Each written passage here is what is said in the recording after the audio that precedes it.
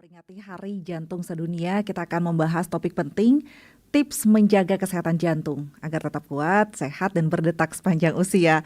Dan telah hadir juga bersama kita di studio Pro 1 RRI Singaraja, Dr. Rike Susila SPJP VH Fasisi, dokter spesialis jantung dan pembuluh darah, Fellow of the Indonesian Heart Association, Fellow of the Asian College of Cardiology, yang akan berbagi informasi penting sekaligus menjawab pertanyaan seputar kesehatan jantung. Selamat pagi, Dok.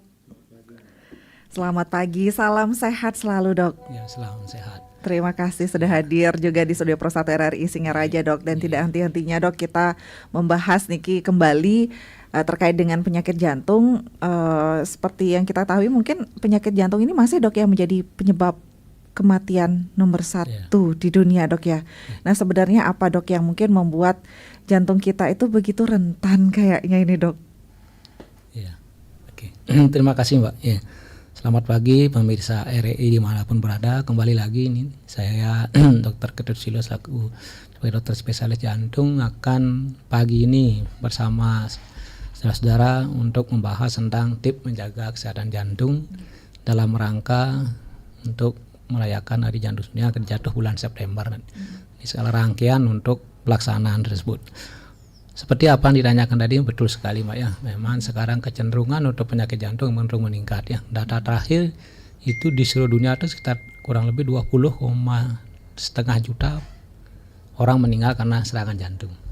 Ya, cuma segitu banyaknya. Dulu tahun 2021 baru 17,7 juta. Sekarang menjadi 20,5. Cepat naiknya, cepat sekali.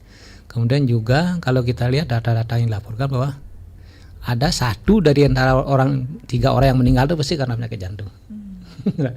Ya, nah begitulah kecenderungan dari penyakit jantung ini kian hari, kian waktu makin meningkat. Nah, ini ada beberapa hal yang perlu kita simak, ya, perlu kita cermati bahwa memang kecenderungan ini sangat berkaitan dengan adanya faktor risiko yang kian hari bukannya menurun, ya, maksimal kecenderungannya malah meningkat. Nah, ini yang jadi masalah. Kenapa penyakit ini terus meningkat? Lalu dampaknya apa? Kita ketahui bahwa dampak dari penyakit jantung kita ketahui sampai saat ini masih menjadi pembunuh nomor 1, ya, termasuk di dunia dan di Indonesia. Makanya Kementerian Kesehatan menyarankan untuk melakukan pola hidup sehat, bersih dan sehat, kan gitu. Salah satunya inilah penyakit jantung ini. Kenapa demikian? Karena sekarang ini kita kecenderungannya berapa? 1, pola makan kita yang sudah kacau ini, ya. Sekarang karena dengan pengaruh modernisasi, globalisasi, jadi seorang dari anak-anak kita lah sampai dewasa seorang senangnya apa? Selalu ingin menikmati makanan yang siap saji. Nah, itu hati-hati, bukan yang jelek, hati-hati, harus waspada itu. Karena itu memiliki kecenderungan untuk meningkatkan risiko untuk kena penyakit jantung secara umum, ya. Salah satu mungkin darah tinggi juga masuk di dalamnya, gangguan kolesterol misalnya, kencing manis, itu kan akumulasi itu akan menyebabkan penyakit jantung itu semakin hari semakin meningkat. Kemudian kedua, ya, sedentary, jadi malas bergerak, gitu. Nah, itu kenapa, ya? Mungkin bisa aja kita maklum sekarang begini dengan psikososial sekarang ini, tuntutan seperti ini, orang cenderung kan sibuk di kantor, malas olahraga, inilah itulah. Nah, itu beresiko itu. Ya, makanya harus dikasih waktu lah. Bagaimanapun sibuknya harus kasih waktu untuk berolahraga. Kemudian juga sekarang kecenderungan tren penyakit metabolik, salah satunya diabetes juga sudah mulai meningkat. Semakin meningkat diabetes, maka orang kena penyakit jantung juga akan mengikuti dia. Kemudian ketiga, obesitas. Nah, sekarang kan sudah Pak Menteri menyatakan bahwa orang yang lingkar pinggangnya lebih dari 32, ya, hati-hati. Nah, itu tanpa disadari hal itu akan makin hari juga makin meningkat. Kenapa, ya? Mau orang malas gerak, pola aktivitasnya kurang, pola makannya seperti sekarang ini, itu yang menyebabkan orang jadi cenderung meningkat. Jadi gininya kejadian penyakit jantung. Nah, itulah sekarang dalam setiap peringatan Hari Jantung ini terus diingatkan kita, tolong ini bisa berapa faktor risiko yang bisa kita kendalikan, ya, itu kita usahakan kendalikan. Tujuannya apa? Supaya tren penyakit jantung menurun, karena dampak selain saya katakan tadi, selain morbiditas, kesakitannya memang akan meningkat, beban ekonominya yang luar biasa, Mbak. Kita ketahui sekarang kan program BPJS kita itu yang menjadi momok kan masalah penyakit jantung ini menghabiskan dana BPJS paling banyak, sehingga apapun dikumpulkan dana BPJS itu habis untuk penyakit mulut darah ini, jantung dan stroke itu. Rumpun itulah penyakit jantung, stroke, darah tinggi, diabetes. Nah itu yang ngeroyok uangnya. Kalau infeksi mungkin enggak terlalu ya, memang masih meningkat tapi lebih gampang dia gini mengatasinya. Kalau begitu ketemu infeksi, ada temu kumannya, ada lawan antibiotiknya ketemu, bisa dihilangkan. Kalau ini kan enggak, terus makin hari seperti banyak. roda terus putar-putar itu nambah. Ya. Mungkin itu Benar juga dok ya, kadang kita rela keluar uang untuk hal-hal yang konsumtif tapi Ya, enggan periksa kesehatan ya, begitu ya. Sebenarnya berapa biaya yang kita hemat kalau kita menjaga kesehatan jantung sejak awal ya dok ya. Betul sekali. Nah itu justru dengan ini suatu upaya kita dalam rangka peringatan jantung untuk ini kan yang paling murah, tidak perlu biaya. Ya contoh misalnya olahraga kan murah, jalan aja kan tidak perlu biaya. Ya paling sepatu kalau nggak juga sekarang udah banyak jalan. Kalau punya sepeda ontel itu kan bagus itu, nggak pakai sepeda. Apalagi punya bisa renang, sering renang. Ya terutama ibu-ibu itu yang paling kan ada istilah komunitas untuk ibu-ibu untuk olahraga itu bagus sekali. Entah apa jenisnya sesuai dengan seorang lansia punya senam lansia. Nah itu bagus untuk bergerak. Karena salah satu unsur tuh olahraga itu, aktivitas fisik itu adalah penting. Peran itu kan murah itu. Iya, iya. Tuh. Berarti aktivitas fisik itu berarti sangat berpengaruh Sangat juga dok berpengaruh. ya. Namun Salah apa semua jenis olahraga dok? Nah itu bisa? untuk penyakit jantung nanti ada ukur-ukurannya mana yang boleh, tergantung penyakit jantungnya apa. Gitu. Oke. Tapi seringkali dok kita merasa baik-baik saja begitu, padahal bisa jadi ada gangguan jantung yang tersembunyi dok ya. Nah mungkin betul. ada apa tanda-tanda awal yang harus kita waspadai begitu dok mungkin dok? Oke, terima kasih Mbak. Nah itu betul sekali apa yang ditanyakan. Nah begitulah penyakit jantung itu. Kenapa dia bisa meningkat tiba-tiba? Begitu deteksinya agresif, di situ baru ketemu, baru kelihatan datanya naik. Iya. Mungkin aja dulu sebelum-sebelumnya ada, tapi kita tidak terdeteksi. Maka seperti Mbak tanyakan, bagaimana tipsnya ya? Nah makanya kalau orang pada umumnya orang sehat umumnya kita bagi 3 dulu. Orang yang sehat, yang betul sama sekali tidak apa-apa, itu perlu juga harus mengenali tentang penyakit jantung. Kedua, orang yang punya faktor risiko itu harus lebih kecil lagi. Ketiga yang apes, yang sudah kena penyakit jantung. Nah ini kan 3 kelompok ini.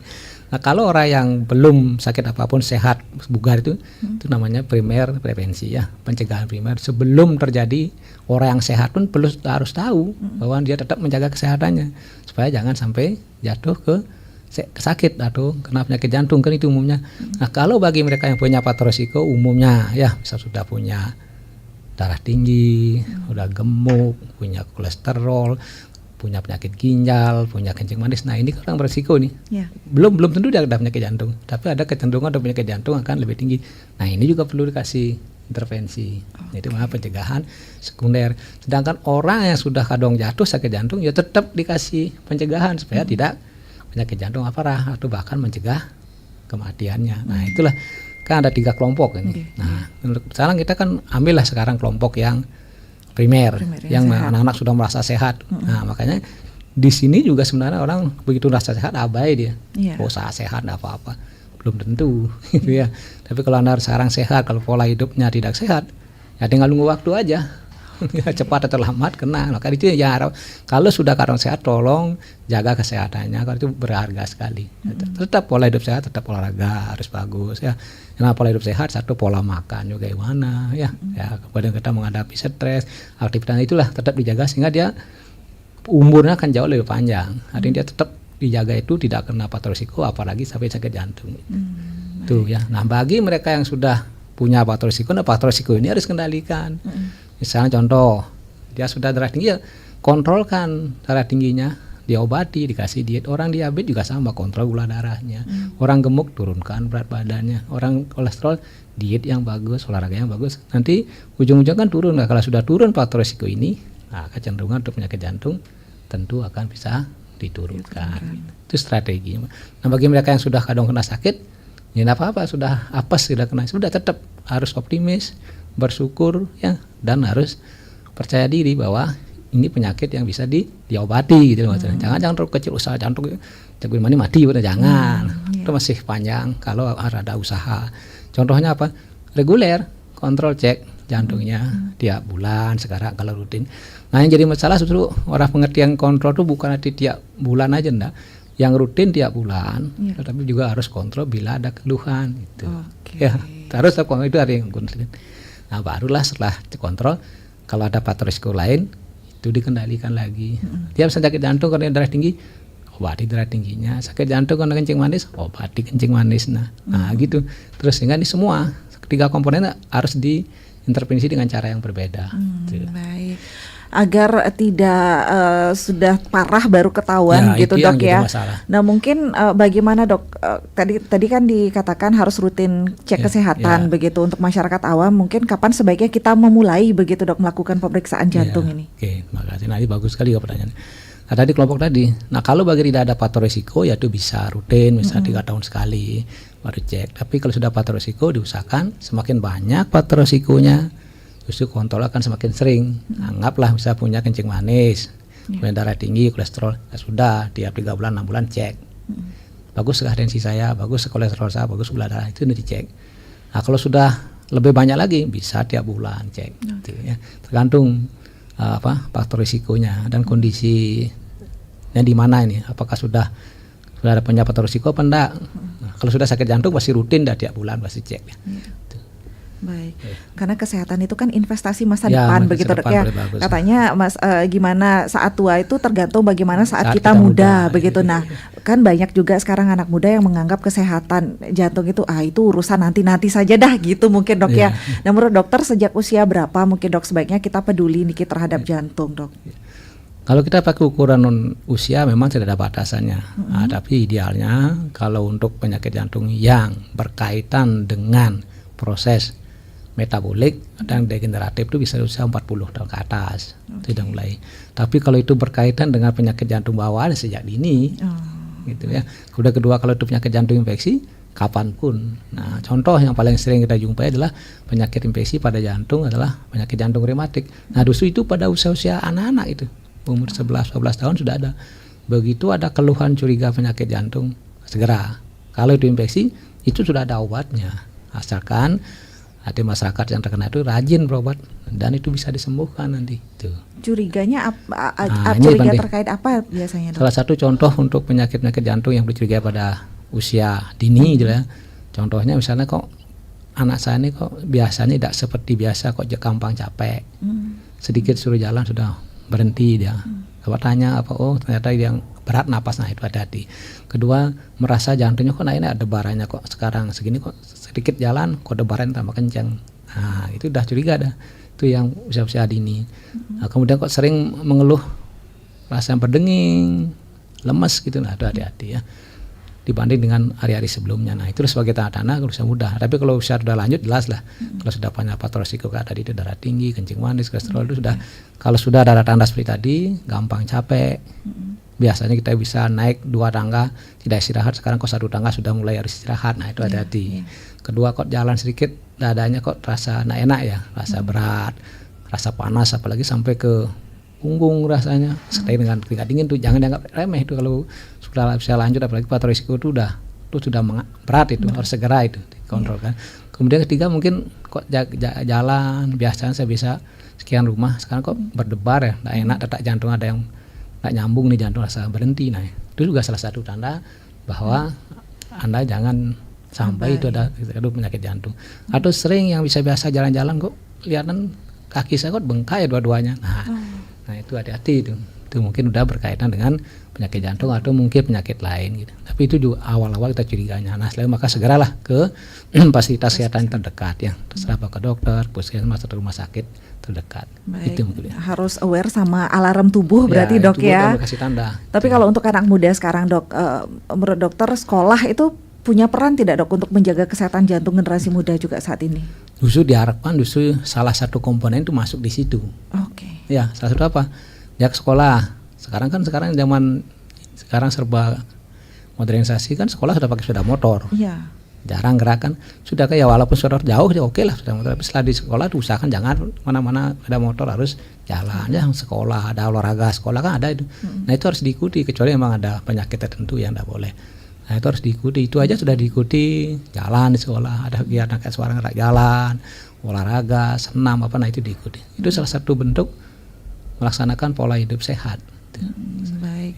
Selain aktivitas dok, makanan ada pengaruhnya juga tidak? Ya besar sekali pengaruhnya. Maka ada komponen untuk penyakit metabolik, apalagi jantung itu ada 3. Olahraga, diet, makanan dan obat-obatan kalau perlu, kan gitu aja. Nah, makannya penting sekali. Inilah salah satu unsur makanan yang sehat yang bagaimana. Nah, ya kita lihat aturan gizi atau dari coba lihat di Google itu bisa lihat makanan sehat itu satu.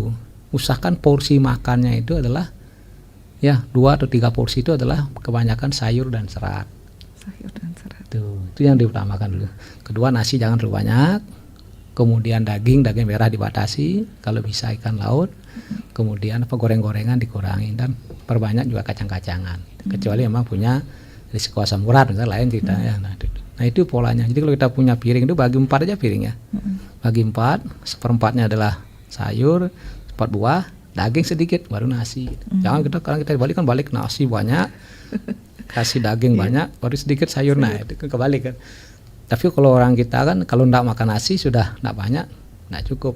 Nah, kan filosofi kita kan sudah di kampung-kampung sudah bagus. Nah, berhentilah makan sebelum kenyang kan gitu. Terang kita kan pas konen wareg sengaja nggak poin terus gitu. Nah, kan susah. Baik. Apalagi kalau melihat anak muda sekarang, Dok. Kalau dokter mengatakan porsinya harus dijaga. Nah, anak muda sekarang kan jajan di luarnya, entah itu makanan-makanan. Justru gitulah itu yang jadi masalah, dan itu juga salah mudah banyak bingung kan. Hindari makan makanan yang siap saji kan, fast food ya, terutama golongannya bakri ya, coklat misalnya ya. Kemudian apa namanya yang makan makanan ini kue-kue itu, donat yang itu ada itu bukan jelek, hati-hati karena itu porsi gulanya kan tinggi. Iya. Nah, ya gula kan tinggi. Nah, kita ukur. Ada emang seneng orang bikin, emang harus bagaimana supaya lesat, supaya enak kan. Nah, itu pulsa gula tinggi itu harus dihindari, bukan tidak boleh dibatasi. Kemudian makan hisap saji kayak keripik. Kemudian makanan yang ada penyedap tuh. Ada penyedap, kita harus ada ukurannya tuh, berapa kadar sodium. Itu ada gula, ada garam dan lemak di situ. Kemudian juga pemanis. Nah, itu kan sekarang kita makanan dan minuman kita kan kebanyakan pakai itu pemanis, penyedap kan itu. Nah, itu takaran itu tinggi, itu takaran kadar gulanya untuk pemanis, sedangkan penyedap itu kadar sodiumnya juga yang lain. Nah, itu yang menyebabkan kita kan enak kalau kasih penyedap biar enak. Kalau begitu kita menikmati enak, maka risiko untuk kolesterolnya tinggi. Makanan enak belum tentu sehat, Dok ya. Enak tuh kalau dagingnya, apalagi kriuk-kriuk kayak keripik itu kan enak, dia ada. Kita makan cas gitu kan enak. Nah, itu tuh pasti tinggi dah kolesterolnya. Begitu manis, gula. Begitu dia asin, darah tinggi gitu. Tiga itu aja. Apalagi sekarang kan minuman kekinian itu banyak gula semua, Dok. Anunya apa namanya, pemanisnya itu loh. Kan ada tuh bukan gula murni, dia pakai kan ada campuran. Nah, itu yang menyebabkan sehingga kadar gulanya tinggi. Nah, itu berisiko bagi yang punyai ya kencing manis ya. Itu bagi yang sudah penyakit. Bagi anak muda kandidat nanti akan jatuh ke menderita penyakit kencing manis nanti. Kalau sekarang bisa jaga, enggak masalah. Nah, investasinya ini, Dok, investasi masa depannya, apalagi kalau dari sejak ini itu gula dan itu yang dinikmati. Nah, itu sangat ramai kan. Karena lihat mana makanan yang itu pasti ramai kan pengunjungnya. Enggak mikir itu. Nah, ini makanya digaungkan menuju Hari Jantung Sedunia nanti, Dok ya, digaungkan sejak dini. Nah, kemudian kalau tadi masalah gerak juga, Dok. Nah, banyak orang yang sibuk bekerja tadi, dokter katakan juga merasa tidak punya waktu untuk olahraga. Nah, solusinya gimana nih, Dok? Ya, oke, makasih. Nah, ini salah satu unsur dari tip kita menjaga jantung itu satu olahraga ya. Olahraga yang bagus itu adalah ada 3 komponen. Satu fit istilahnya, frekuensinya berapa sih idealnya. Justru yang jadi masalah kenapa seperti Mbak bilang, malas olahraga, satu tidak ada waktu. Kedua, teman tidak ada. Ketiga, tempatnya kata tidak ada. Akhirnya malas kan. Nah, sudah data menunjukkan orang yang rajin berolahraga, data itu 45% akan punya risiko lebih rendah dari orang yang tidak olahraga untuk kena serangan jantung. Sedangkan orang yang rajin olahraga itu setengahnya akan terhindar dari penyakit jantung. Nah, begitu manfaatnya olahraga itu. Ya, jadi bagaimana tipnya dengan menggunakan fit itu frekuensinya diusahakan itu ideal adalah 3 sampai 5 kali seminggu. Kan kalau kita jawab minggu kan 7.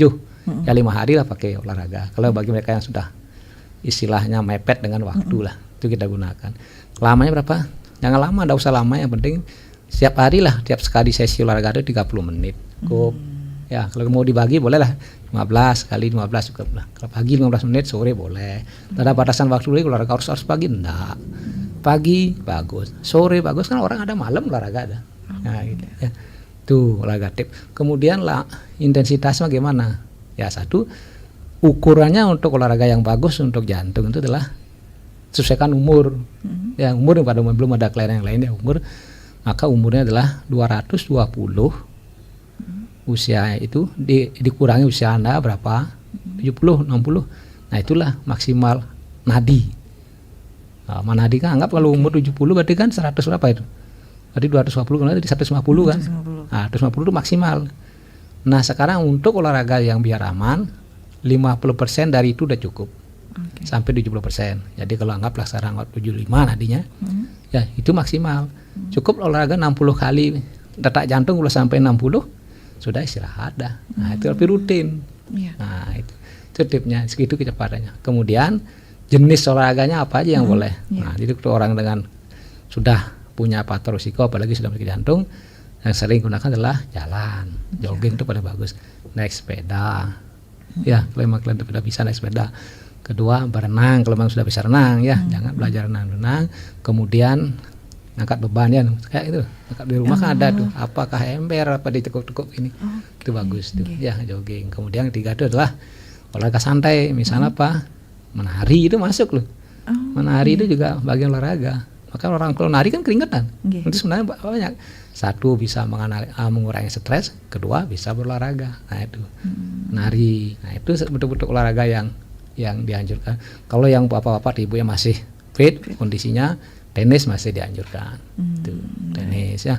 Kalau sudah umur, kalau bulu tangkis tuh tidak dianjurkan, itu kompetitif sifatnya. Kadang-kadang dia bisa ngontrol tuh, bahaya juga. Nah, itu ukur-ukuran olahraga yang orang penyakit jantung supaya aman gitu. Baik. Kalau masih sehat boleh saja dok boleh, ya berarti sesuai ya. dengan umurnya boleh. Sesuai dengan Ya, usia. ada yang masih suka futsal, silakan.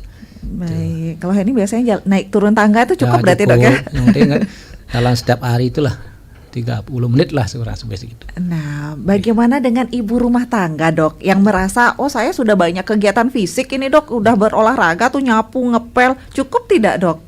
Sebenarnya prinsip asal sudah bergerak dan berkeringat ya itu cukup sudah. Makanya kalau kenapa ibu-ibu kita dulu, orang-orang tua kita tuh umur lebih panjang dari kita. Sekarang kan nenek kita ada umur 80, ada malah 90. Ya kan memang pola hidupnya dulu kan beda. Jadi mungkin orang tua dulu mungkin tidak menyadari sehat, yang penting itu dia lakukan, berarti dia sehat. Kedua sering bergerak, orang sering ke sawah, tidak pernah pakai sepeda, tidak pernah pakai sepeda motor, kadang jalan kan, dari sawah, orang sawah 1 kilo itu bayangkan tiap hari itu bolak-balik, kan banyak, belum bawa gini kan santai dia. Kemudian fisiknya bergerak terus, nah inilah yang menyebabkan dia sehingga resikonya kan jadi lebih rendah sehingga umurnya lebih panjang. Banyak hal yang masih ini pengen tanyakan tapi ini pendengar kita yang ikut bergabung dok. Mohon silakan, izin kita sapa dulu dok ya di line teleponnya. Selamat pagi Pro 1. Halo, selamat pagi. Halo, selamat pagi Om Swastiastu. Angge, Om Swastiastu. Angge, Pak Astawa niki. Nggih, durus-durus Bapak. Pak narasumber. Nggih, makasih Pak Astawa. Om Swastiastu. Om Swastiastu. Sampun niki. Ampun Pak Astawa durus-durus. Sampun niki. Nggih, Pak Astawa durus-durus. Nggih, sampun masuk Pak Astawa durus-durus nika. Nggih. Menurut yang apa yang terjadi sekarang, banyak saudara-saudara kita yang sakit, malah sampai kena sakit jantung, diabetes itu. Menurut yang kalau kita merujuk pada ajaran agama Hindu, sering kita melanggar ajaran-ajaran itu. Sehingga apa yang kita baca di ajaran agama Hindu itu sering dilanggar. Misalnya, tak boleh merokok, tidak boleh berbuat yang curang, membuat curang, tidak boleh korupsi.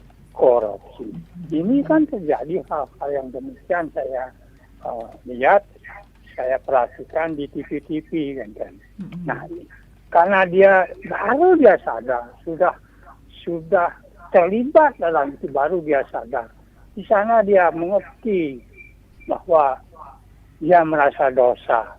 Kalau sudah hal-hal itu yang dirasakan dia, setiap saat dia akan merasa ketakutan.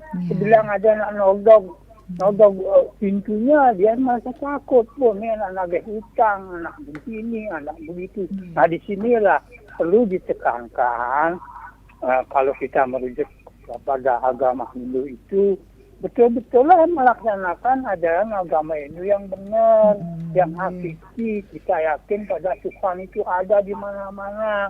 Ini yang kurang gitu. Mudah-mudahan generasi muda yang Bapak pimpin sekarang, Bapak sosialisasi sekarang, diikuti dan dilaksanakan dengan baik. Saya rasa kalau dengan jalan begitu, semua sadar bahwa kita ini seorang beragama, lakukanlah hukum-hukum agama. Ini yang perhatikan. Yang umur 77 baru yang sadar. Dan punya penyakit juga begitu, tapi dengan kesabaran, dengan ketelitian, dengan apa yang Pak sampaikan itu, kita hindari gitu. Nah, pertanyaan dia mungkin begini, kalau umpamanya orang mengkonsumsi sabu, nyabu, gitu, narkotika, apalagi narkotika golongan 1 yang gunanya adalah untuk mengembangkan ilmu pengetahuan tentang pengobatan. Kalau itu dilanggar, saya rasa orang itu akan merasakan suatu efek apa nantinya yang menyebabkan kalau dia nyabu gitu. Nah, menurut yang begitu, mudah-mudahan Bapak bisa buat koordinasi dengan PHBI atau apa resi itu coba resi tidak ada yang kena sakit jantung itu. Sekian, terima kasih. Terima kasih Pak Astawa ring Bungkulan niki nggih. Sampun ikut bergabung juga. Mungkin stres penyebab sakit jantung tidak niki nanti. Terima kasih Pak Astawa. Inilah suatu tip yang mungkin suatu informasi dan saran sangat bagus rasa.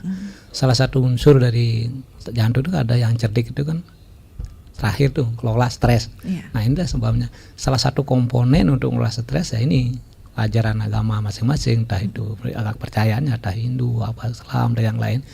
Itu semua intinya kan mengajarkan kebaikan. Kita membuat jadi orang lebih bersahaja, lebih tenang. Kenapa? Kalau orang sudah tenang, tentu stresnya berkurang. Nah stres ini kan otomatis salah satu penyebab dari tip untuk menjaga kesehatan jantung.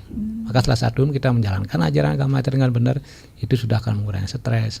Contohnya bisa menerima kenyataan, sering bersyukur, sering bersosialisasi, kan enak. Yang jadi susah sekarang kan SMS ini.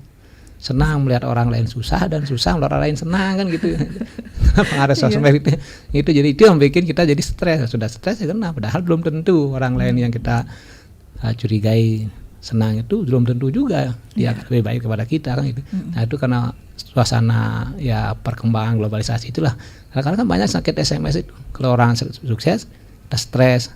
Begitu orangnya tidak senang, kita senang itu orang tidak sukses kan gitu penyakit sekarang. Terus itu ajaran agama pun itu kan memang tidak dianjurkan, malah dihindari yang begitu. Gitu. Baik, terima kasih Pak Astawa niki. Dan kembali satu penelpon kami sapa di WhatsApp. Selamat pagi. Terus satu. Halo. Selamat pagi Pak Nyoman Sudarsana. Selamat pagi Mbak Ani Resi Raja. Silakan Pak Nyoman. Selamat pagi Om Swastiastu Pak Dokter. Selamat pagi Om Swastiastu Pak. Suksema Pak Dokter. Telah memberikan edukasi, pemahaman terhadap masyarakat terkait dengan penyakit jantung. Itu sudah banyak disampaikan di mana kematian karena sakit jantung itu paling utama ya. Paling tinggi kami lihat di masyarakat terutama di Buleleng. Tentunya itu disebabkan karena apa yang disampaikan oleh Pak Dokter tadi, karena pola makan, karena kurang gerak, di mana makanan sekarang ini sangat modern, sangat berpengaruh terhadap barang-barang yang sangat mengganggu kesehatan kita. Ya. Di sini kami ada pertanyaan pada dokter, bagaimana ciri-ciri sakit jantung, terkena sakit jantung, itu yang pertama. Yang kedua, karena pikiran yang terlalu berat, apakah membawa dampak atau mempengaruhi sakit jantung sehingga menimbulkan kematian. Dan juga kami lihat di masyarakat ada operasi untuk menggunakan ring dalam jantung. Apakah itu efektif, Pak Dokter? Itu saja kami sampaikan. Mudah-mudahan dengan hadirnya Bapak di tengah-tengah masyarakat ini dapat memberikan edukasi, pemahaman pada masyarakat sehingga dapat mengurangi penyakit jantung. Terima kasih. Baik. Terima kasih Pak Nyoman Sudarsana di Bakti Sragen niki Pak Dokter. Tapi sebelum dilanjutkan untuk membahasnya, boleh kita jeda sejenak dulu ya pendengar Pro 1 ya. Kita jeda sejenak dulu, nanti kan kita lanjutkan kembali membahas tips menjaga kesehatan jantung bersama Dr. Eka Susila SPCP. Tetaplah di Pro 1. Kanal informasi dan inspirasi Pro 1.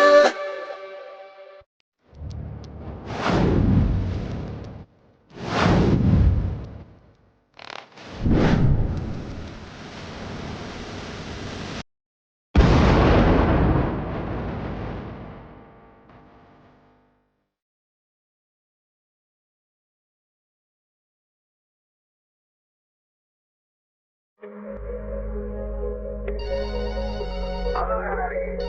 Halo RRI. Halo RRI. Halo RRI. Halo RRI hadir setiap Senin dan Jumat dari pukul 9 sampai dengan pukul 10 pagi. Anda bisa sampaikan semua keluhan, masalah, atau informasi melalui line telepon 0362 24644 atau WhatsApp 0811 399 9790 dan media sosial RRI Singaraja. Suarakan masalah Anda dan temukan solusinya bersama Halo RRI.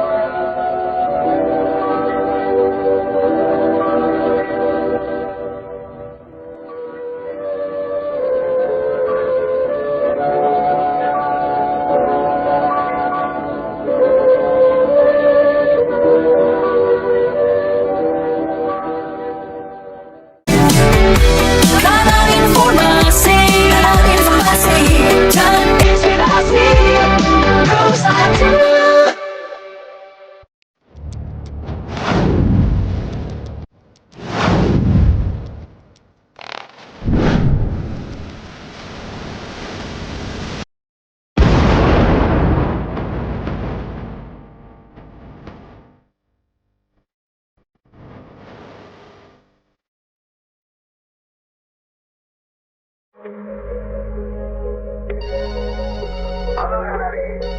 Halo RRI. Halo RRI.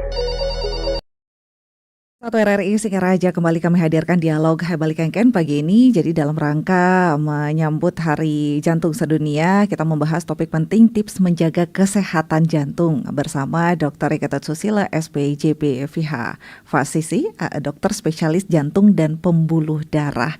Dan Pak Dokter, tadi juga pendengar kita sudah ada yang bergabung. Tadi ada Pak Nyoman Sudarsana yang menanyakan bagaimana nih ciri-ciri penyakit jantung.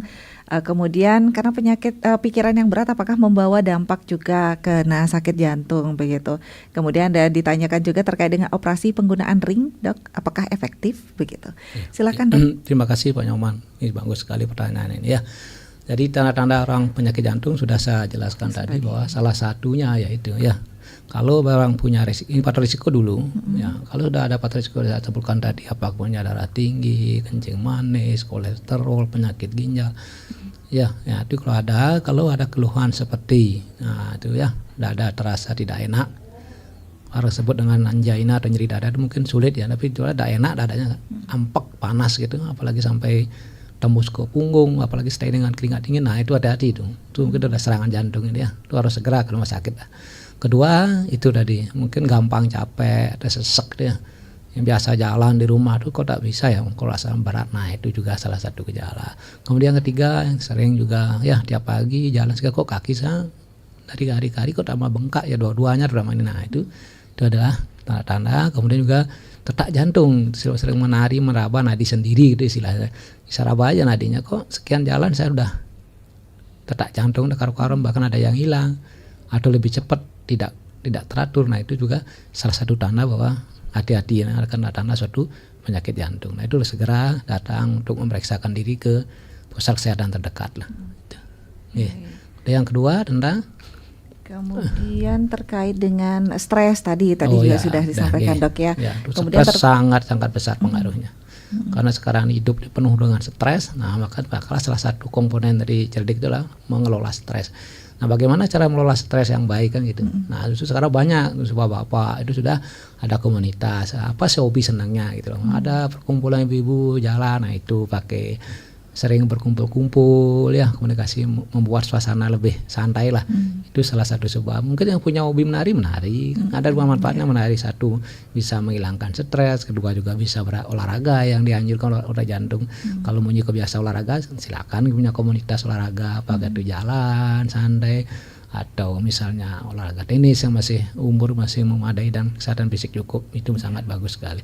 Kemudian mungkin kalau keluarga yang ya saudara kita sama tahun Bali, aktivitas di desa itu pernah punya sekogong, itu kan bagus. Seni menghilangkan stres. Kalau sudah di rumah mumet, sudah ikut ke balai desa aja menggambar saling pekerjaan, itu kan salah satu upaya untuk mengurangi stres. Itu juga manfaatnya bagus sekali. Itu ya, kenapa stres itu berpengaruh? Karena stres adalah satu unsur ya rangsangan yang menyebabkan ada hormon dalam tubuh namanya kortisol. Itu yang membahayakan. Maka orang yang sering stres itu kortisolnya tinggi. Itu adalah hormon yang berbahaya, karena ikut merangsang rusaknya pembuluh darah dan juga merangsang gangguan untuk fungsi daripada insulin. Itu kan juga orang stres itu sering kena sakit gula ya karena itu. Itu hormon itu sering. Kalau orang berolahraga happy, senang-senang, apalagi meditasi, itu yang keluar ada endorfin namanya. Itu makanya olahraga kan salah kok enak badannya. Itu kan ada hormon itu, dua hormon ini yang di dalam tubuh itu, kortisol yang membahayakan, endorfin yang menguntungkan. Semakin sering olahraga santai, itu endorfinnya banyak keluar, kortisol enggak keluar. Itu makanya kenapa orang yang bisa mengelola stres itu salah satu unsur untuk ya salah pencegahan suatu penyakit yang metabolik, apa tuh darah tinggi, kencing manis, jantung itu. Kemudian tentang pemasangan ring ya, syukurnya kita di Buleleng saat ini sudah bisa mengerjakan pasangan ring di RSUD Buleleng. Ini adalah salah satu komponen dari tata laksana penyakit jantung ya, khusus penyakit jantung koroner, yaitu satu pengobatan, diet, olahraga sudah dijelaskan. Salah satu obat sampai saat ini selain obat yang kita minum ya, obat pengencer darah, obat kolesterol, obat darah tinggi mungkin yang punya, obat untuk kencing manis, adalah tindakannya memasang ring atau stent. Itu ditujukan, itu bukan ditujukan pada mereka yang ada indikasi misal ada serangan jantung, ada pembuluh darah yang tersumbat. Itu sudah dibuka dengan alat ini. Lalu apa efektif? Ya, sampai saat ini memang efektif. sudah diakui datanya menunjukkan efektif. Tetapi apa dengan itu cukup? Belum tentu. Ya, jangan senang baru pasang stent enggak. Unsur yang berikutnya juga harus serentak. Begitu pasang stent, pola hidup sehat harus sudah jalan. Harus itu. Ya, kalau enggak stent yang kita pasang di ring itu nanti buntu lagi. Kenapa ya? Karena kolesterolnya tidak terkontrol, tensinya tidak terkontrol, gula. Nah itu walaupun sekarang tensi pasang ring, apalagi kencing manis, enggak bagus dietnya, udah tunggu lagi sekian bulan buntu lagi. Nah, gitu. Jangan merasa aman kalau sudah pasang ring ya dok ya berarti. Kalau pasang ring justru tetap pola hidup. Nah kalau orang pasang ring, pola hidupnya bagus, nah itulah yang diharapkan. Itu bahkan udah data udah jelas itu pasti orang pasang ring dengan pola hidup sehat, salah satunya pola hidup sehat dan minum obat teratur, itu lebih panjang harapan hidupnya. Baik. Nah kemudian dok, apa katanya perbedaan penyakit jantung biasa dan jantung koroner? Ya. Ada Pak Romi dok. Oke, makasih Pak Romi. Ini juga mungkin bagi masyarakat awam ya. Jadi penyakit jantung itu banyak sebenarnya. Ya, yang paling banyak saat ini adalah penyakit jantung koroner. Itu penyakit jantung yang mengenai pembuluh darah koroner, jadi pembuluh darah yang mengasih makan otot jantung. Nah, itu khusus itu. Nah kalau itu ada gangguan, ada sumbatan, itulah keluhannya. Nyeri dada itu yang kita sebut dengan serangan jantung. Dan penyakit lain ada, satu dari kecil jantung bawaan. Setelah dewasa infeksi penyakit jantung reumatik ada. Ketiga karena darah tinggi mengalami komplikasi gagal jantung ada. Kemudian orang dengan kelainan katup atau kelainan klep jantung itu juga ada. Itu masing-masing ada penanganannya dan ada kelompoknya. Nah itu akan ada terapinya khusus masing-masing itu. Yang anggaplah contoh jantung bawaan sudah jawabannya kalau memang bisa dioperasi, operasi sudah selesai. Tuh ya. Jantung infeksi dikasih antibiotik infeksi. Nah, kalau jantung kelainan struktural, kelainan klep ya diobati klepnya. Bila mungkin sekarang sudah perkembangan canggih, intervensi tanpa operasi, bahkan sampai operasi pun bisa. Kita sudah bisa mengerjakan di Bali ini di Denpasar di Prokmurah. Banyak sudah dan juga banyak sudah berhasil. Hampir 90% lebih orang yang penyakit klep itu dioperasi di Prokmurah itu berhasil. Memang perlu kesabaran karena daftar tunggunya juga lumayan karena seluruh Bali bahkan Nusa Tenggara itu ngumpul di situ. Kalau di Jakarta di harapan kita sudah tidak muat itu, maka dibagi ke masing-masing daerah. Kalau itu semua terpusat Jakarta tidak bisa. Sampai saat ini di harapan kita tuh ngantrenya hampir 200-an mungkin. Saking banyaknya berarti dok ya. Maka dibagilah ke Bali sudah di Prokmurah, nanti ke Makassar sudah, sampai di Sumatera, Jawa Barat, Jawa Timur itu sudah dibagi sama pemerintah Kemenkes. Nah itu tujuannya apa? Mengurangi. Karena yang begini-gini penyakit strukturalnya kan kalau sudah lakukan tindakan hasilnya jauh beda. Bagus, tinggal lagi begitu lakukan tindakan intervensi maupun operasi pola hidup sehat itu jangan lupa. Kembali pola hidup sehat. Dok tadi juga kan membahas rokok dok ya. Merokok juga berpengaruh begitu dok. Ada pengaruhnya. Nah namun sekarang kan banyak anak muda yang tidak merokok konvensional dok, tapi merokok elektronik begitu banyak jenisnya, mungkin entah itu vape, ada yang lain-lainnya lah ya banyak dok ya. Apakah itu benar-benar tidak aman atau ada pengaruhnya juga ini dok? Ya jadi kalau rokok apapun namanya, apa konvensional ya, rokok yang biasa kayak apa kretek itulah dasar apa, atau vape itu sama aja. Ya itu rokok salah satu faktor risiko saat ini di Indonesia itu sampai 2-4 kali kalau orang merokok itu kena risiko untuk serangan jantung. Sudah data demikian. Maka hindari merokok apa itu zaman namanya vape atau namanya konvensional tetap itu ada berisiko. Kenapa? Karena memang rokok ini selain jantung ini bisa yang lain. Misalnya apa? Tensi naik ya. Bisa juga akan mengalami pembuluh darah lain yang kena. Itu kan kemana tidak disadari kan. Kenapa demikian? Karena rokok itu kan sebenarnya ada unsur adiksi yang disimpulkan oleh nikotin itu. Nah itu makanya kenapa orang merokok itu kok susah ya berhentinya. Jadi beberapa pasien saya itu emang hanya berhenti ya karena serangan jantung. Begitu saya kapok sudah saking niatnya tinggi bisa. Oke. Ya, kalau niatnya sudah awal tinggi tuh saya tidak berani dari serangan jantung lagi kapok sama di opname di ruang intensif apalagi pasang ring tuh udah kapok deh sana. Ya betul ada. Sampai tidak merokok sampai sekarang. Begitu terlewati masa-masa 3 bulan di 6 bulan pertama hilang. Nah, tapi kalau bulan-bulan pertama ini tidak punya niat bagus, ini yang gagal. Itu berhenti pas opname aja setelah keluar darah temannya lagi klepis-klepis ikut lagi dah gitu. Kecuali niatnya mah itu yang penting, kalau niatnya bagus bisa. Ada beberapa pasien saya contoh sampai sekarang udah kok enggak, sudah semenjak serangan jantung sampai sekarang pun enggak. Oh, itu bagus. Berarti ada pengaruhnya nih, Dok, ya. Ya. Nah, kemudian Dok, tadi pola hidup sehat juga selain makanan, olahraga, tidur juga, Dok. Kalau Ya. sekarang kan banyak anak muda, Dok, yang punya kebiasaan begadang, entah itu kerja, belajar, main gadget juga, Dok, Ya, gamenya itu seharian. Nah, sebenarnya seberapa besar Niki pengaruh kurang tidur juga terhadap jantung, Dok, ini? Ya, memang ke pengaruh tidur itu memang masuk juga kelompok dari untuk pencegahan penyakit jantung ya. Kayak istirahat yang cukup. Idealnya adalah 7 sampai 8 jam dengan kualitas kuantitas. Ada yang tidur pulas itu maksudnya. Nah, itu bagus diharapkan. 7 sampai 8 jam per hari. Ya.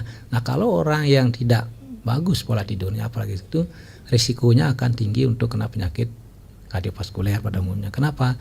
Karena sering orang dengan pola hidup tidur tidak bagus tuh risiko akan kena darah tinggi ya, siklus sirkadian. Nah, ada siklus dalam tubuh kita.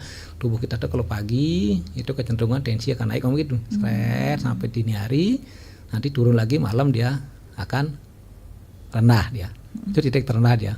Makanya midnight dibilang itu mah tensi sana, biasanya kalau orang normal itu turun tensi di situ dia.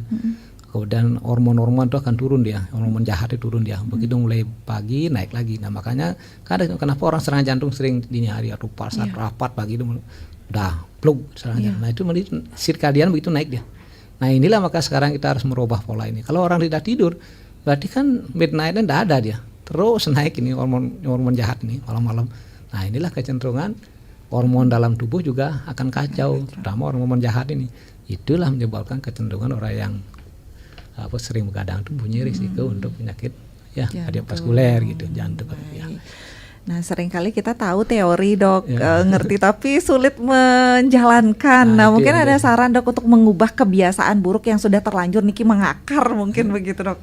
Ya, tetap tipnya itu ya. Jadi tetap kita menggunakan namanya istilah cerdik gitu kan, udah sering dikatakan cerdik itu C itu istilah cek kesehatan secara berkala ya. Tergantung posisi saudara sekalian di mana, apakah termasuk orang yang dengan memang tidak ada sama sekali penyakit jantung risiko, nah itu rutin tetap harus cek setahun ke 2 tahun sekali ya. Kedua, kontrol yang rutin misalnya tiap bulan atau setiap ada keluhan yang saya sebutkan tadi, ada tidak enak di dada, ada sesak, ada berdebar, sudah segera kontrol. C-nya ya, ini kan nyah kan asap rokok kan tadi sudah, memang harus tulis jangan merokok. Kalau sudah ke asap rokok ya berhenti sudah. Kalau tidak bisa bertahap tapi usahakan berhenti. Sekarang sudah berkembang ada obat-obat yang dipakai untuk mengatasi supaya berhenti merokok. Ada tapi mahal obatnya. Sudah di launching ini dan akan ke depannya akan ada namanya klinik tanpa rokok gitu. Ada khusus nanti akan mengobati mereka yang sudah kecanduan rokok. Itu nyahkan rokok ya. CD DR-nya cerdik R adalah teratur atau reguler berolahraga. I-nya ya istirahat yang cukup tadi kan sudah tidur itu. D-nya diet yang seimbang, pola makan tadi. Nah, terakhir S itulah harus mengelola stres. Stres, baik. Tapi, Dok, sekarang hidup di era digital, semua bisa dipantau lewat digital. Apa teknologi ada yang membantu deteksi masalah jantung sejak dini ini, Dok? Ya, justru sekarang dengan majunya teknologi banyak. Sekarang kan udah arloji yang dipakai itu udah bisa menghitung detak jantungnya. Akurat, Dok, ya berarti ya? Akurat, bisa. Segini detak jantung saya. Maka sekarang tinggal bawa itu olahraga sudah sampai sekian kilo, detak jantung sudah segini. Tinggal menyesuaikan aja dengan kondisi fisik kita. Itu bagus. Itu masalah banyak. Kurang mendeteksi. Memang dari detak jantung udah bisa kita lakukan banyak hal yang dilakukan di situ. Ya kalau detak jantung udah teratur, ini masalah dengan irama cepat kontrolkan gitu aja. Kalau detak jantung terlalu cepat, ya segera juga dikontrol ada penyakit apa ya barangkali. Nah itu cepat itu pentingnya. Sekarang kan udah banyak digital membantu itu. Nah cuma sekarang kita memanfaatkan teknologi ini untuk hal-hal yang positif ini kan perlu digalakkan juga. Baik. Dari tadi ini pendengar kita ikut bergabung, Dok. Ya. Bisa waktunya mepet. Selamat pagi. Selamat pagi. Iya, selamat pagi. Bunda nih. Nggih, silakan Bunda. Bunda Budi. Pak Dokter, terima kasih pencerahannya Pak Dokter hari ini. Yang dengan umur 63 sedang ikut Oriban Pak dari SMA dulu. Jadi terima kasih Mbak Heni, terima kasih Pak Dokter pencerahannya hari ini nggih. Ya, berarti rutin Semua. Orhiba ya Bunda ya. Iya, Iya Mbak Heni. Baik. Dengan gerak-gerak juga di rumah, pertemuan-pertemuan juga kita lakukan dengan teman-teman warga Oriba. Oke. Terima kasih Pak Dokter, Mbak Heni. Baik, terima kasih Bunda Budi. Luar biasa Niki di usianya masih tetap Orhiba, salah satu olahraga berarti Dok ya. Iya. Yang akurat juga. Baik, ada tanggapan juga Dok? Ya, yang penting sudah olahraga yang bersifat itu ya tadi, ya fit itu frekuensinya, apalagi bisa tiap hari 30 menit menggerakkan badan, bisa mengeluarkan keringat itu sudah bagus ya. Itu sangat membantu, apalagi dengan kesibukan, misalnya sempat keluar ya sudah di rumah ya gerak-gerak itu. Yang penting bisa istilahnya tujuan dari pergerakan membakar kalori sebenarnya. Maka ada istilahnya kalau namanya makanan sehat adalah batasi, imbangi. Kalau orang jantung yang perlu dibatasi, jangan terlalu manis, jangan terlalu asin, dan juga jangan terlalu enak. Susah kalau terlalu itu. Ya, Baik. jelas tadi kan enak pasti kolesterol. Kalau asin darah tinggi, kalau manis kencing manis ya diabetes kan gitu. Kemudian batasi, imbangi. Nah, contoh misalnya kalau Mbak ini bisa enggak, sekarang banyak acara adat nih, sudah enggak enak rasanya kalau enggak ngide sih dan lunas itu daging gitu. Sudah kan enggak enak juga, sudah kadang makan sudah imbang apa? Olahraga. Oke. Ya, jadi udah tadi kemarin bagi undangan banyak terus sudah sekarang kena untuk mengeluarkan kalori sudah keliling jalan, nah itu namanya imbangi. Sudah ke kampung kadang ketemu teman ada istilahnya apa durian, enak ya enggak makan, nah, sudah ya udah nama nikmati tapi habis itu imbang apa? Kalau sudah makan durian jangan lagi makan yang manis, silakan olahraga yang tambahin sedikit. Nah, sehingga kan itu membakar kalori, nah sehingga bisa membatasi, karena hal-hal seperti itu kan yang kita alami di masyarakat kan itu acara adat, acara yang lain-lain, pesta. Nah, itu kalau kalau datang tidak makan tidak enak. Ya, kalau sudah dia nikmati, kemudian nanti imbangi. Kita habis undangan jangan tidur, harus jalan gitu, harus aktivitas itu kan untuk mengurangi kalori. Tapi jangan terlalu sering. Itu kan insidental, tapi tidak bisa dihindari itu pasti, tapi imbangi ya Dok ya. ya. Baik, ini juga ada yang menanyakan Dok, saya punya keluarga yang pasca serangan jantung, mungkin dokter punya tips katanya merawat pasien penyakit jantung apalagi jika sudah pasca serangan jantung atau pasang ring. Ya, nah ini kan sudah real case ya, real banyak yang gini. Orang yang kena serangan jantung banyak, itu makanya karena ini yang kelompok yang ketiga. Bagi mereka yang sudah kena serangan jantung, tipnya gimana? Ya itu tadi, kalau sudah pernah serangan jantung apalagi, maka tip berikutnya cerdik itu cek kesalahan berkala dulu jantungnya, usahakan kontrol tiap bulan misalnya, atau tiap ada keluhan. Kedua, harus pola hidup sehat, mulai melakukan olahraga yang dianjurkan sesuai tadi tipnya. Satu misalnya harus 3-5 kali seminggu, paling tidak sehari 30 menit. Hitung nadinya berapa nadi maksimalnya, dengan 220 kurang umur cukup sampai 50-70% aja lah nadinya, istirahat. Dietnya lagi makan yang sehat ya, jangan lagi makan yang tinggi kolesterol, itu udah akan berisiko untuk kena serangan jantung lagi. Obat-obatnya harus minum teratur ya. Batasi juga berapa hal ya, aktivitas fisik sudah, makannya dibatasi. Gitu aja. Baik, kemudian Dok, ini ada yang menanyakan juga Pak Jero Gede Dana. Terima kasih Pak Dokter, bicara masalah kesehatan ini sangat menarik. Apa penyebab utama serangan jantung dan adakah kaitannya antara sakit jantung dengan asam lambung katanya Dok? Ya bagus. Nah, jadi tadi sudah jelas pada resikonya, tadi sudah ada faktor resiko, keluhannya tanda sudah saya jelaskan tadi. Nah, apa kaitannya? Nah, sini yang jadi masalah di masyarakat, sering kadang-kadang masyarakat tuh bingung dia. Ini asam lambung apa serangan jantung? Nah, ya, itu mirip Dok berarti atau ya, gimana? mirip, tapi memang dua kondisi yang berbeda sebenarnya. Salah satu kalau itu murni karena asam lambung, itu memang asam lambungnya naik, salah satu penyebab adalah karena mungkin kalau perutnya kosong atau makan yang merangsang asam lambung, contohnya pedas, kecut, ya, yang seratnya itu naik asam lambung, nah itu memberi keluhan di lambung. Tetapi ada juga penyakit jantung yang keluhannya seperti asam lambung. Ini yang jadi masalah. Salah satu adalah serangan jantung. Ya, kalau serangan jantung itu sering gejalanya menyerupai asam lambung. Misalnya contohnya orang serangan jantung koroner misalnya, itu sering, terutama yang mengenai pembuluh darah koroner yang sisi sebelah kanan tuh keluhannya mirip seperti sakit lambung. Ya, nyeri dada tidak khas, tapi keringat dingin, mual, muntah-muntah.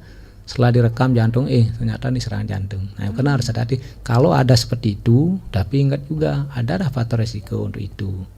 Bisa dia punya kencing manis, punya darah tinggi atau orang gemuk. Nah kalau ada seperti itu, jangan-jangan ini tanda gejala jantung.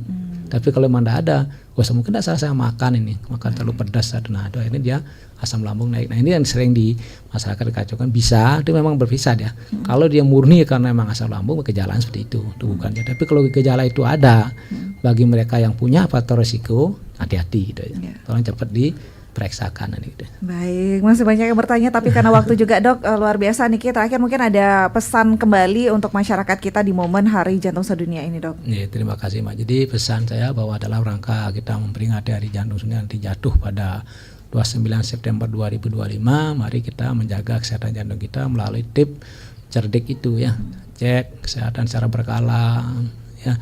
Kemudian nyahkan asap rokok, istirahat cukup, diet yang seimbang, kemudian kelola stres. Nah itu kita lakukan tidak henti-hentinya, setiap hari itu terus didengungkan, dilaksanakan dengan harapan nanti akan kita bisa mengurangi orang kena penyakit jantung. Baik, luar biasa. Terima kasih banyak pencerahannya hari ini Dok. Terima kasih, sama-sama. Semoga masyarakat kita juga semakin sadar akan pentingnya menjaga kesehatan jantung Dok ya, agar jantung kita tetap kuat, sehat dan berdetak sepanjang usia. Terima kasih banyak Dr. Ketut Susila SPJP VH FAS Sisi, dokter spesialis jantung dan pembuluh darah, Fellow of the Indonesian Heart Association, Fellow of the Asian College of Cardiology. Benar Dok ya? Baik, terima kasih banyak. Dan untuk pendengar yang tadi mungkin baru sempat menyimak, Anda bisa menyimaknya kembali, menontonnya kembali di kanal YouTube RRI Singaraja Official. Terima kasih. Kami akhiri untuk dialog Hai Balik Kengken pagi ini terkait dengan tips menjaga kesehatan jantung. Dan tetaplah bersama kami di Pro 1 untuk menyimak beragam acara kami hadirkan untuk Anda. Saya Heni Batalia, terima kasih.